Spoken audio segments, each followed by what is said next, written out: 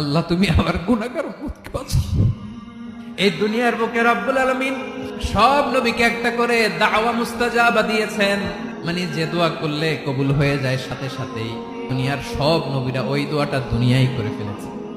বিশ্বনবী বলবেন, আল্লাহ ওই স্পেশাল দোয়াটা দুনিয়াতে করি নাই, আজকে আমি তোমার দরবারে দাঁড়িয়ে কিয়ামতের দিন ওই দোয়াটা করছি। আল্লাহ আমার যে উম্মতের হৃদয়ে যাররা পরিমাণ ঈমান আছে, আমার একটা উম্মতকেও তুমি জাহান্নামে ঢুকাতে পারবা না।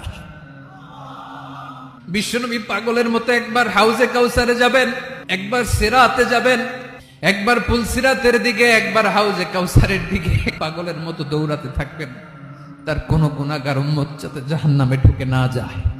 উম্মতি বিশ্বনবী আমার জন্য কাঁদবেন, আপনার জন্য কাঁদবেন, আমাদের জন্য সেদিন কেঁদে কেঁদে জাহান্নামের দরজায় দাঁড়িয়ে আমাদেরকে টেনে টেনে জান্নাতে ঢুকাবেন।